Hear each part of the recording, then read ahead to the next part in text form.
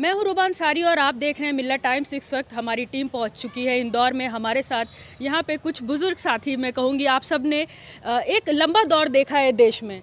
तो आपने कांग्रेस की सरकारें भी देखी, आपने बीजेपी की सरकारें भी देखी, लेकिन मुसलमानों के साथ अब जो रवैया अपनाया जा रहा है पूरे देश में, उस पर मैं आप सबके छोटे छोटे विचार जानना चाहूँगी कि आपको क्या लग रहा है, पहले में और अब में कितना फ़र्क आ गया है। पहले दूसरी गवर्नमेंट थी बीजेपी की, तो मतलब अक़लियतों के साथ बहुत मतलब भेदभाव होता था। अब इंशाअल्लाह कांग्रेस की गवर्नमेंट आ जाएगी तो हमारे लिए थोड़ा सा सुकून का काम रहेगा, और अल्लाह से यही दुआ है कि मतलब कांग्रेस की गवर्नमेंट आ जाए। अच्छा, मतलब आप ये मानते हैं कि बीजेपी की सरकार जो है उसके वजह से कम्युनलिज्म थोड़ा बहुत बहुत ज़्यादा ही बढ़ गया है मुसलमानों के लिए? आप कुछ बताइए। जी हाँ, ये पिछले 15-20 सालों से ये देखने में तो आ रहा है कि आज की जो नई जनरेशन है उनके ख़यालात भी तब्दील हुए हैं, उनकी सोच में काफ़ी तब्दीली आई है। एक दूसरे से जो पहले भाईचारगी थी वो कम हुई है, नफ़रत का माहौल ज़्यादा बना है, ये सारी बातें हैं। तो ये गवर्नमेंट थोड़ी तब्दील होती है, कांग्रेस आती है, तो हम उम्मीद करते हैं कि इंशाल्लाह इसमें कुछ तब्दीली आएगी माहौल में। जो मोदी सरकार का रवैया रहा है, बीजेपी का रवैया रहा है मुसलमानों को लेके, उस पर क्या सोचते हैं आप? इस 15 साल के अंदर जो इतनी जहरियत भर दी गई है आम कौमों के अंदर, एक दूसरे की इतनी दुश्मनी बना दी गई है कि अब हम एक दूसरे को देखना, उनसे बातचीत करना, उनसे मिलना जुलना पसंद नहीं करते और वो हमसे मिलना जुलना पसंद नहीं करते। तो ये इसमें गवर्नमेंट का बहुत बड़ा रोल है कि हम लोगों को इतना दूर दूर कर दिया उन्होंने। आप भी मानते हैं? ठीक है, आप क्या सोचते हैं इस पूरे प्रोसेस को लेकर? मैं ये सोचता हूँ कि जो वातावरण बना दिया गया है ये क्षणिक है और ये इंशाल्लाह जल्दी ख़त्म हो जाएगा, क्योंकि हमारे देश की जो जनता है 99.9 जो वो सेकुलर है और उसको धर्म से बीच में लाकर लोगों के बीच में नाइत्तेफाकी पैदा करना, ऐसा उसका सोचना नहीं है।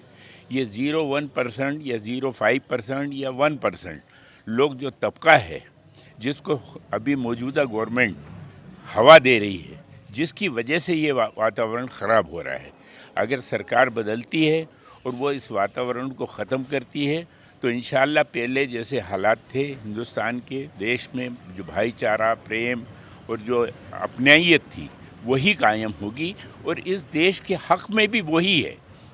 देश के हक़ में भी सबसे ज़्यादा ज़रूरी बात यह है कि हमारे मुल्क में अमन हो, क्योंकि हमारे पास इतने रिसोर्सेस हैं और इतने ज़राए हैं कि दुनिया की कई कंपनियां हमारे यहाँ आकर इन्वेस्ट कर सकती है और हमारा देश प्रोग्रेस कर सकता है। और धर्म ये पूरे दुनिया का जो गुरु बनेगा, तो बगैर उस फाइनेंस के गुरु नहीं बनना जा सकता। विचार और फाइनेंस दोनों मिल जाएं तब बात बनती है जाकर। विचार हमारे पास है, फाइनेंस की कमी है, और अगर मुल्क में अमन और शांति रहती है तो हमारे ये प्रोग्रेस बहुत जल्दी होगी। मोदी साहब का विज़न 50 साल का है, हम समझते हैं कि ये 40 साल में ये विज़न हम हासिल कर सकते हैं अगर हमारे मुल्क में पूरी तरह अमन और शांति रहे और बगैर भेदभाव के सरकारें काम करें, तो ये हम जल्दी हासिल कर सकते हैं। सर, मैं आपसे ये पूछूंगी कि जो बड़े मीडिया है, नेशनल मीडिया है, उनका क्या रोल लग रहा है आपको इस माहौल बनाने सबसे में? बड़ी जिम्मेदारी बड़ी मीडिया पर ही आती है, लेकिन जब बड़े मीडिया में जब खराबी आ जाए तो वो जो अच्छाइयाँ हैं वो पद से पर्दा चली जाती हैं और बुराइयाँ सामने आ जाती हैं। सबसे बड़ा रोल बड़े मीडिया को यह अदा करना चाहिए कि वो हक़ और सच्चाई का साथ दे और जो बेसहारा हैं उनकी आवाज़ ऊपर उठाए, और हुकूमत अगर गलत कर रही है तो बजाय बगैर डरे उसके ख़िलाफ़ भी जना बोले, ताकि लोगों के साथ जो नाइंसाफ़ियाँ हो रही हैं और जो उन्हें हक़ नहीं मिल रहे हैं वो उनको सही ढंग से मिल सकें। जी सर, मैं आपसे ये पूछूंगी कि जो कांग्रेस की सरकारें रही हैं पिछली, उस टाइम पे इस क्षेत्र में मुसलमानों के क्या हालात थे, और अब जब बीजेपी की सरकार है पिछले 20 सालों से, अब मुसलमानों के क्या हालात हैं? बहुत ज़्यादा फ़र्क है इसके अंदर। पहली सबसे बड़ी तब्दीली ये देखने में आती है कि जो एजुकेटेड तबका है, तालीम याफ्ता जो तबका है, कांग्रेस से वक्त वो इस तरह नफरत की, भेदभाव की बात नहीं करता था, लेकिन इनकी गवर्नमेंट के बाद तो पढ़ा लिखा इंसान भी नफरत और जो है दुश्मनी की बात करने पे आ गए। ये बहुत बड़ी तब्दीली है। पहले एक बच्ची को, एक ख़वातीन को कैसे भी आप बिठा दो, बगैर किसी उसके वो चली जा सकती थी कांग्रेस। अब इस गवर्नमेंट में तो ये हो गया है कि एक लड़की को बस में और रेल में बिठाने में डर लगता है। इतना बड़ा फ़र्क आ गया है दोनों गवर्नमेंट के अंदर। सर मैं ये पूछूंगी, लोग यहाँ की जनता से हमने बात की, ये कांग्रेस से भी बहुत खुश नहीं है, लेकिन क्योंकि बीजेपी से ये परेशान है, सिर्फ इस वजह से कांग्रेस की तरफ जा रहे हैं। इसमें जो हमारी मेन कल्चर जो है इंडियन, अनेकता में एकता, उस पर बहुत असर पड़ा। हमको आइसोलेशन पोलराइजेशन करके एक दूसरे से अलग किया। हम पढ़े लिखे तबके, हम कभी एक दूसरे से अलग नहीं हुआ। आज हमारे भी तरह की बहनें हैं, वो आज हमारे यहाँ आती हैं जाती हैं, लेकिन ये लोग उसको इस तरीके से देते हैं कि ये इनका कल्चर है ही नहीं। अरे हम लोगों का अनेकता में एकता ही हमारी पहचान है, उसके बाद इसको ख़त्म किया जा रहा है। और ये उसमें उनका मफाद है, उनका इंटरेस्ट है, उनको अपने सत्ता के लिए देखना है। सत्ता के अलावा वो उनको बाकी जो सोसाइटी का है होना चाहिए स्टैंड, ये सोसाइटी जो मजबूत होना चाहिए हमारी, वो नहीं हो रही है। वो उसमें खराबियाँ आ रही हैं, एक दूसरे के दूर जा रहा है।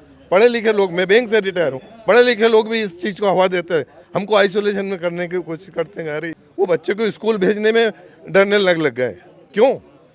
स्कूलों में किस तरह से व्यवहार हो रहा है ये देखिए, वो भी हमको सोचना पड़ रहा है। अब वो जब माइनॉरिटी के कोई स्कूल इतने नहीं है और माइनॉरिटी के स्कूल वाले अगर थोड़ा सा सपोर्ट करते हैं मुसलमानों को, उसमें भी वो बात होती है। तो इस तरह की हमारे जो डेवलपमेंट है, कल्चरल डेवलपमेंट, वो भी इफेक्ट हो रहा है, इकोनॉमिक डेवलपमेंट में इफेक्ट हो रहा है। उनको आइसोलेट किया जाता है, पोलराइजेशन किया जा रहा है। ये कोई अच्छा वो नहीं है संकेत।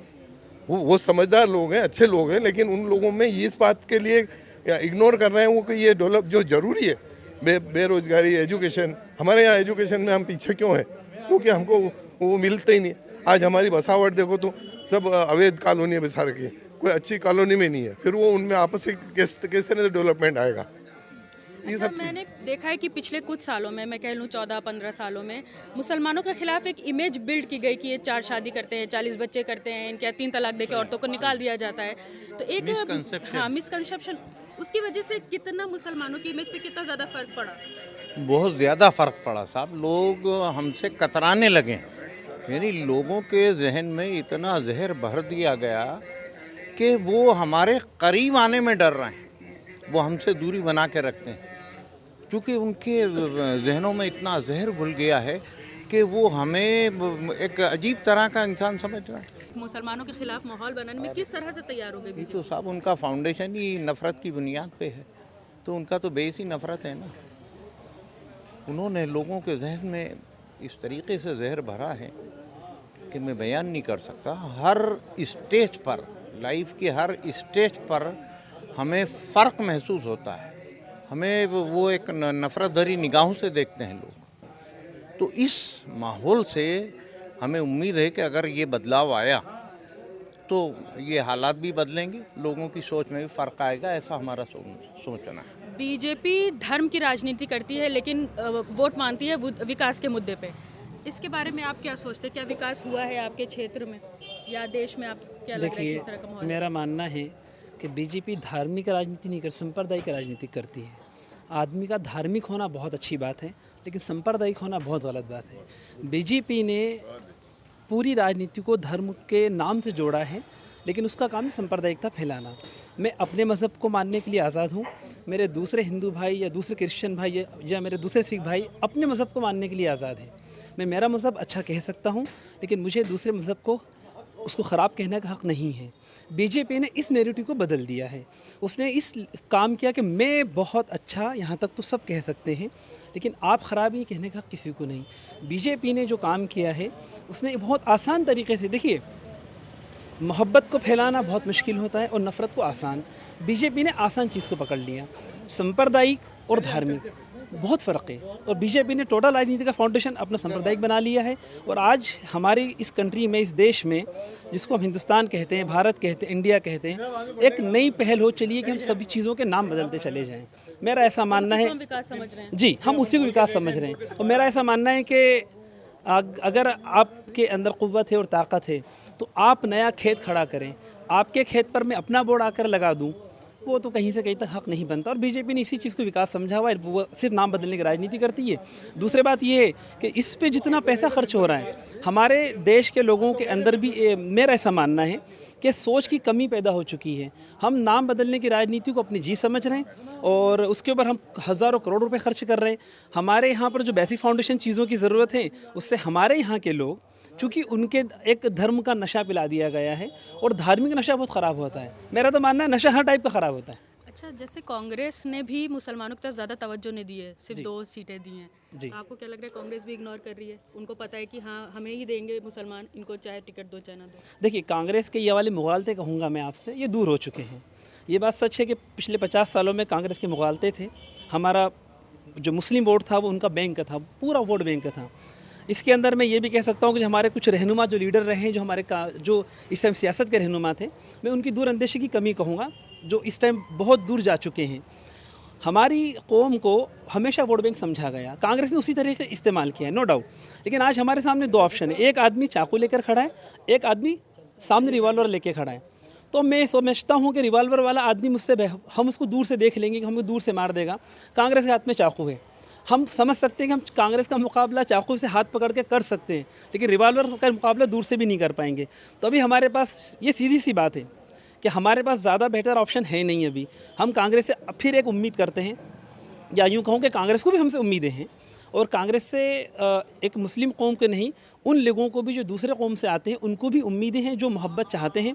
क्योंकि देखिए, मेरा ऐसा मानना है कि 90% लोग इस देश में आज भी मोहब्बत चाहते हैं। सबको पता है कि अगर दंगे होंगे, तो अगर कर्फ्यू लगेगा तो सबके काम बंद होंगे, सबको तकलीफ़ें आएंगी, कोई ये नहीं चाहता। एक गलत बात ये हो रही है कि अच्छे लोगों ने बोलना बहुत कम कर दिया है, इसलिए बुरे लोगों की आवाज़ ज़्यादा आ रही है। आज भी हमारे देश में बुरे लोग ज़्यादा नहीं हैं, अच्छे लोगों की ज़्यादती है, उन्होंने बोलना कम कर दिया है। जब लोग बोल रहे हैं, आवाज़ उठा रहे हैं, उनको उठा के या तो जेल में बंद कर दिया जा रहा है, यूएपीए लगा दिया जा रहा है, उनके घर को बुलडोज कर दिया जा रहा है, तो किस तरह बोलेंगे अच्छे लोग? लीडरशिप अच्छी नहीं आ रही ना। देखिए, आपने बहुत अच्छी बात कही। अंदर डर पैदा कर दिया गया है कि अगर आपने हमारे ख़िलाफ़ कहा तो हम आपके ख़िलाफ़ कानून, रासूका और धाराएँ बहुत कुछ लगा देंगे।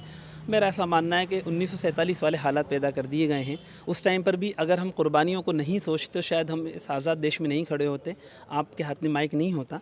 उस तक भी कुर्बानी की, तो ये 2 कुर्बानियों का है। मेरा ऐसा मानना है कि अगर हम लोगों ने इस टाइम पर, जैसे कि आपने कहा बिल्डोज़र, बिल्कुल बिल्डोज़र की राजनीति चल रही है और लोगों में डर पैदा हो, क्योंकि मुझे मेरा घर प्यारा है ना। हर इंसान को अपना घर प्यारा होता है, लेकिन हमें अब उससे आगे निकलना पड़ेगा। मुझे मेरा मुल्क प्यारा है।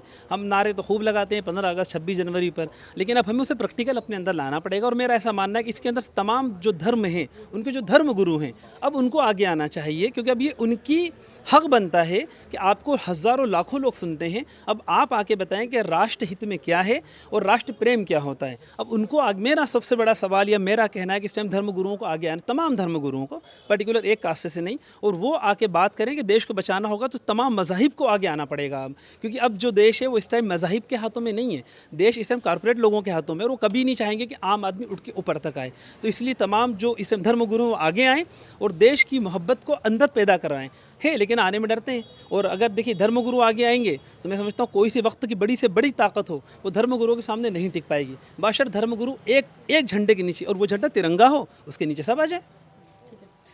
तो आपने सुना इंदौर के लोगों को, उनकी राजनीति के बारे में, देश के बारे में, और खुद अपने ही धर्म के लोगों के बारे में क्या राय है। आप देख रहे थे मिल्लत टाइम्स। हमारी रिपोर्ट्स आगे भी जारी रहेगी, देखते रहिए।